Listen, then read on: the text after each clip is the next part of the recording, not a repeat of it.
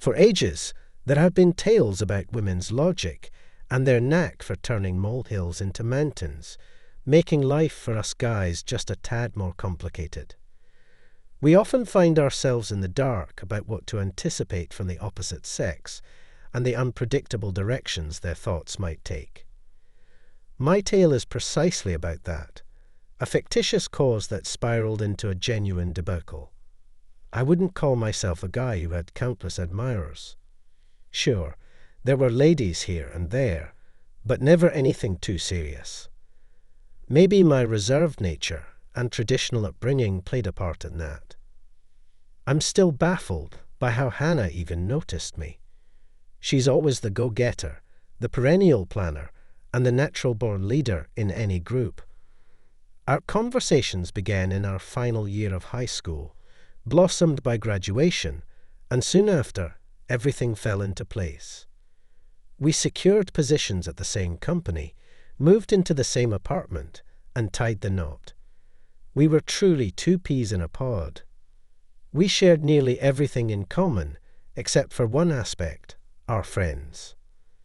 Our circle consisted exclusively of lively, ambitious women, each carrying an air of superiority. Most of them looked down on me, viewing me as an unsuitable match for my darling Hannah. Meanwhile, my buddies were down-to-earth types, many of whom I've known since hitting the schoolyard as kids. It's not that our social circles never mingled. Indeed, we would often take trips together, commemorate milestones, but when it came to regular gatherings, we invariably preferred to meet our friends separately. At that same moment, my friends and I convened at one of their cottages to toast his promotion to a fresh role. We had the typical gathering all set up, but those familiar village girls from nearby were unwinding, so we thought, why not invite them over for a few drinks? The night turned out to be a blast. Sure, it felt like they might have had one too many, but thankfully, everyone managed to keep it respectful and within the limits.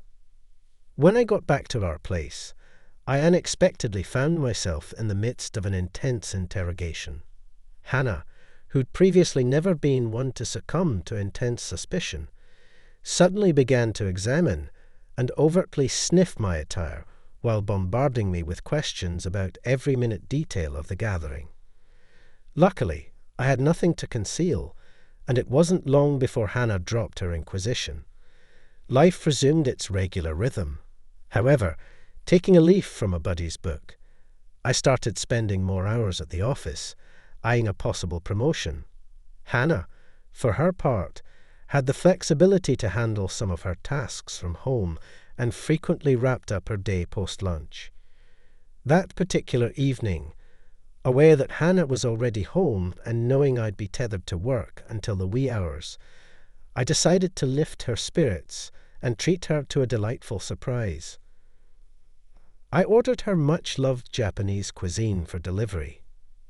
I instructed the delivery guy to keep it under wraps, making sure it would be a complete surprise. As he took over the logistics, I eagerly anticipated a call from Hannah, filled with words of appreciation. However, the delivery driver phoned in a state of confusion. He wanted to double-check the address because, according to him, the doors at the provided location hadn't swung open in ages.